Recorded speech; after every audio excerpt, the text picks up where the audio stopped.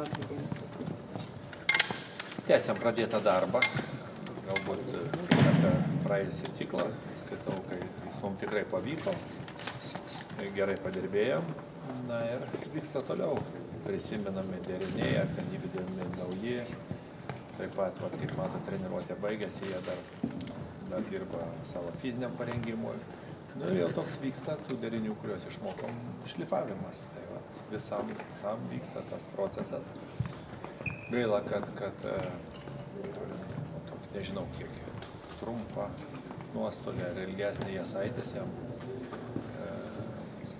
rankoje uždegimas, sausgyslės ir šiaip jis atvyko turėdamas problemą tą, bet kažkaip treniravosi, viskas buvo gerai, o dabar jau reikia daktarų rimtesnio įsikišimo, tai išvyko į klinikas, o visi kiti darbuojasi pilnų pajėgumų.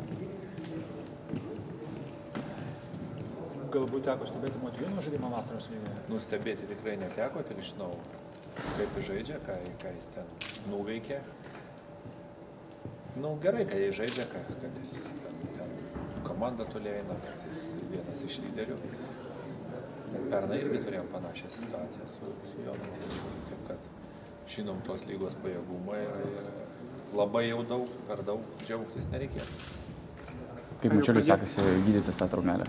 Prašau. Kaip Mačiuliui sekasi gydytis? Nu, tikimės, kad jis jau prisijungs 22 dieną prie mūsų ir dar gaus kokias 3 dienas individualaus darbo ir po to jau su komandos sportuos. Ar jau pradėt pasirašymą artėjančiam pirmam draugiškam rungtynėm? Mes galbūt nesiruošiam tom draugiškom rungtynėm taip, kad ten kaip ruoštis, kad laimėtum.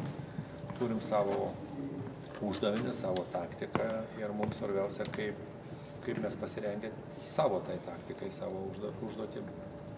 Treneri, minėjot, kad pirmiausia skirsite didelį dėmesį jauniem žaidėjim. Ar taip yra dabar treniruočių metu? Nu, aišku, pats didžiausias dėmesys pagrindiniam žaidėjam, bet aš sakiau, kad pirmose rungtynėse duosim didesnį šansą jauniem žaidėjim, kad išsiaiškinti, kas yra, kas galėtų ką pakeisti, kas galėtų mums padėti. Tai šito ir laikysimės. Dėkui.